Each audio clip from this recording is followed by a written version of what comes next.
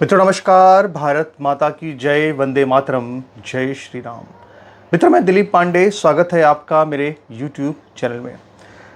मित्रों पाकिस्तान और चीन में और ख़ासकर दुनिया के अंदर तो लोग हैरान हैं और पाकिस्तान और चीन में काफ़ी हड़कंप सा मचा हुआ है। वहाँ के डिफेंस एक्सपर्ट, वहाँ के अखबारों में, वहाँ के टीवी न्यूज़ चैनल्स पर बड़ी बहस हो रही है। एक नाम की बड़ी चर्चा है, सूर्या रडार।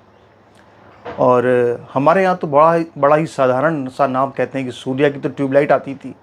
लेकिन सूर्या की चर्चा आखिर इन देशों में इतनी क्यों हो रही है, उसकी वजह क्या है, इस पर आज हम चर्चा करेंगे। और इसके पहले हमारी आपसे एक छोटी सी एक रिक्वेस्ट है, और वो ये है कि आप ज़रूर हमारे इस यूट्यूब चैनल को सब्सक्राइब कीजिए। पहली बार आए हैं तो नोटिफिकेशन बेल के आइकन को ज़रूर यहाँ पर प्रेस कीजिएगा। इसके अलावा मेरा एक नया चैनल भी मैं शुरू कर रहा हूँ, और वो इसलिए है ताकि अगर ये चैनल बंद हो जाए तो वहाँ पे हम लोग मिलेंगे। तो उसका जो लिंक है वो मेरे इसी वीडियो के डिस्क्रिप्शन में है। यहाँ पे आप मोर पर क्लिक करेंगे, नीचे जो आपको दिख रहा है टाइटल, तो वहाँ पे आपको मेरे नए चैनल का भी लिंक मिल जाएगा। वहाँ पे क्लिक करके वहाँ पे जाकर भी चैनल को जरूर सब्सक्राइब कर ले, और बेल नोटिफिकेशन के आइकन को भी जरूर जाके प्रेस कर लें।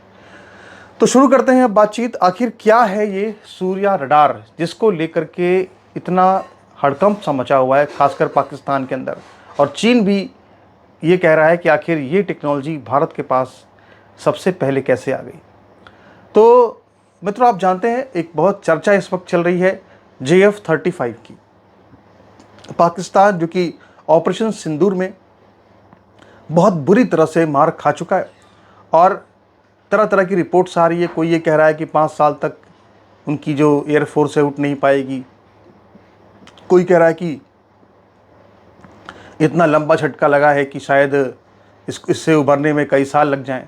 बहुत सारी बातें हो रही हैं, और इससे उभरने के लिए पाकिस्तान की एयरफोर्स ने एक दांव चला, और वो दांव ये चला कि चीन जो कि उसको J-35 लड़ाकू विमान बाद में दे रहा था, जो कि 5th जनरेशन का लड़ाकू विमान है, ऐसा दावा चीन करता है। तो उस लड़ाकू विमान को अब पाकिस्तान को अगस्त के महीने में J-35 को चीन पाकिस्तान को देने जा रहा है, जल्दी देने जा रहा है। और वो इसलिए देने जा रहा है क्योंकि पाकिस्तान एक लड़ाई की तैयारी कर रहा है। बारिश के पहले ये जो सिंधु जल समझौता है, इसमें कुछ बदलाव कराने के लिए भारत के ऊपर एक भीषण हमला पाकिस्तान कभी भी कर सकता है। उसकी तैयारी में पाकिस्तान अभी से लग गया है। लेकिन उसकी तैयारियों को बड़ा झटका लगा है जब से उसने ये समाचार सुना है कि सूर्या एंटी स्टेल्थ रडार मार्च 2025 में वायुसेना में शामिल हो चुका है। उसकी 1 यूनिट वायुसेना में शामिल हो चुकी है, और 5 या 6 यूनिट जल्दी ही वायुसेना में शामिल होने जा रही है। अब पाकिस्तान को यह समझ में नहीं आ रहा है कि आखिर ये एंटी स्टेल्थ रडार जो है ये अब क्या करने वाला है, क्योंकि भारत आमतौर पर कभी इस तरह के दावे करता नहीं है। हालांकि जो अभी एरो इंडिया की जो 2025 में जो पूरी प्रदर्शनी हुई थी, या जो एक पूरे हमारे हथियारों को, साजो सामान को दिखाया गया था पूरी दुनिया के अंदर भारत के, उसमें मेड इन इंडिया भी है, उसमें आत्मनिर्भर भारत का भी बहुत से हथियार थे। तो उन हथियारों को जब दुनिया ने देखा तो उस वक्त चर्चा इतनी नहीं थी सूर्या एंटी स्टेल्थ रडार की। लेकिन इसको देखकर लोग चौंके जरूर थे इस नाम को देख करके, क्योंकि लोगों ने कहा कि एंटी स्टेल्थ रडार, भाई स्टेल्थ जो टेक्नोलॉजी है वो क्या है। वो ये टेक्नोलॉजी है कि आप दुश्मन के इलाके में एरोप्लेन से या जहाज से घुसे, लड़ाकू विमान से, और लड़ाकू विमान को आपका जो दुश्मन का रडार है वो पकड़ ना सके, उसको ट्रैक ना कर सके। तो ये अपने आप में बहुत बड़ी ताकत है, बड़ी अचीवमेंट होती है कि भाई ये हमारे पास स्टेल्थ टेक्नोलॉजी है। अब अगर सूर्या रडार आ गया, और वो मात्र बताइए 200 करोड़ रुपए की डील हुई है। आप सोचिए कि 200 करोड़ की डील यानी कि 50-60 करोड़ का एक यूनिट होगा। अब आप सोचिए कि 50 करोड़ का एक सूर्या एंटी स्टेल्थ रडार अगर 700 करोड़ के, 800 करोड़ के एक पूरे स्टेल्थ लड़ाकू विमान को अगर मारकर गिरा दे, जमींदोज कर दे, तो सोचिए कितना बड़ा खतरा और कितनी बड़ी दहशत होगी ये पाकिस्तान के लिए। एक तरफ तो पाकिस्तान जो है वो भीख मांग कर किसी तरह से J-35 जो है लेना चाहता है चीन से, और उसके पहले यहाँ पे उसका विकल्प, उसका जो पूरा एक काउंटर है वो भारत ने पहले से तैयार कर रखा है सूर्या एंटी स्टेल्थ रडार के रूप में। और बाकायदा इसको हमारी वायुसेना ने एरो इंडिया 2025 में पूरी दुनिया को दिखाया, और हमारी जो हथियार हैं, हमारे हथियारों को दुनिया को इसलिए भी दिखाया जा रहा है इस समय हमारी सरकार द्वारा कि दुनिया में हमारा डिफेंस मार्केट बढ़े, लोग जाने कि हमारे पास कितने तरह के साजो सामान और हथियार है। कई बार मित्रों मैंने सुना था कि हमारे जो बड़े सीनियर लोग थे वो कहते थे कि भारत के पास ऐसे बहुत सारे हथियार हैं जिनके बारे में दुनिया को अभी उतना पता नहीं है, भारत ने हथियारों को छुपा कर भी रखा हुआ है। तो वो चीज़ हमको आज यहाँ पर नज़र आ रही है कि वाकई में भारत के पास ऐसी टेक्नोलॉजी भी है कि जो स्टेल्थ विमान को भी, अगर कोई लड़ाकू विमान स्टेल्थ है, उसको भी मार सकती है।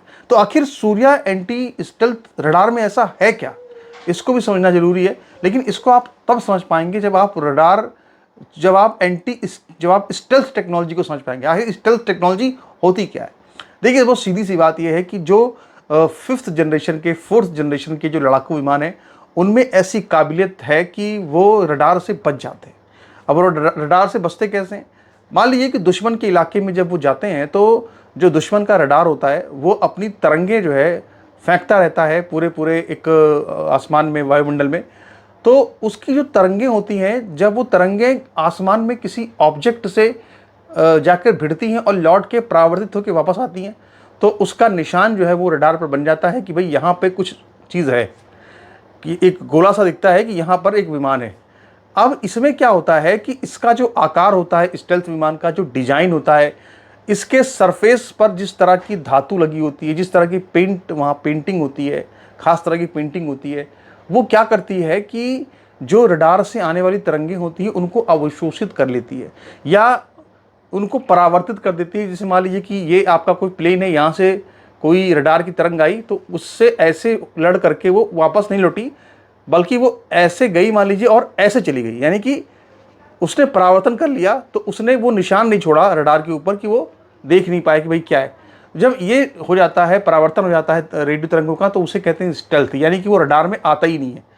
तो आप सोचिए कि ऐसी रेडियो तरंग सूर्य के द्वारा पैदा की जाती है, सूर्य के द्वारा एंटी स्टेल्थ रडार के द्वारा पैदा की जाती है, कि वो तरंग जो है वो अवशोषित नहीं होती है। वो तरंग जब जाएगी और स्टेल्थ लड़ाकू विमान से लड़ेगी तो भी वो परावर्तित नहीं होगी, बल्कि वो कैसा भी डिज़ाइन हो, कुछ भी हो, लेकिन वो लौट करके आएगी दोबारा से उसी रडार के पास में और फिर वहाँ पे वो निशान बता देगी कि किस जगह पर जो है वो स्टेल्थ विमान जा रहा है।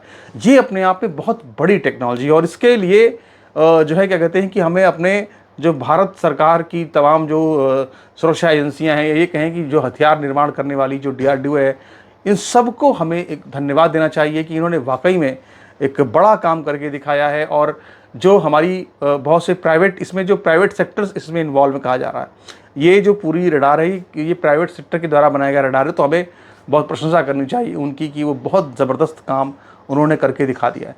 तो ये जब से समाचार इस तरह के आए हैं तब से पाकिस्तान के अंदर एक बड़ा हड़कंप सा है कि भाई आखिर हम तो यहाँ सोच रहे थे कि JF-35 ला करके भारत पर दबाव बना लेंगे, लेकिन यहाँ पर तो हमको बिल्कुल उल्टी स्थिति नज़र आ रही है। यहाँ पर तो भारत पहले से एंटी स्टेल्थ रडार बना करके बैठा हुआ है। तो ये जो सारी चीज़ें हैं ये पाकिस्तान को बहुत दुखी कर रही हैं, पाकिस्तान को बहुत ज़्यादा परेशान कर रही हैं।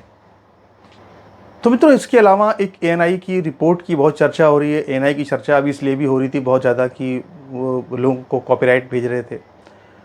एक ANI ने अपनी कोई एक रिपोर्ट जारी की है, कई जो वरिष्ठ अधिकारी हैं एयरफोर्स के उनसे बात करके, और ये कहा है कि पाकिस्तान की जो वायुसेना है वो 5 साल तक इस झटके से उभर नहीं पाएगी जो झटका ऑपरेशन सिंदूर में भारत ने उसको दिया है। लेकिन मुझे लगता है कि मैंने भी कई बड़े जो एयरफोर्स के अधिकारी रहे हैं उनके मैंने इंटरव्यू को सुना है, और उसमें रिटायर्ड भदौरिया साहब भी हैं, और वो ये कह रहे हैं कि ऐसा नहीं है कि पाकिस्तान को इतना टाइम लगेगा, पाकिस्तान 2-3 महीने में सब कुछ कवर अप कर लेगा और सब चीज़ों को ठीक कर लेगा और अपनी वायुसेना को दोबारा से खड़ा कर लेगा। तो जो उसका विमानों का नुकसान हुआ है, जो उसके 13 एयरक्राफ्ट बर्बाद हुए हैं, उसकी तो जाहिर तौर पर कि जो क्षतिपूर्ति है वो नहीं हो पाएगी इतनी जल्दी, और उसके लिए भी अगर वो J-35 मंगा लेगा तो क्षतिपूर्ति भी हो सकती है।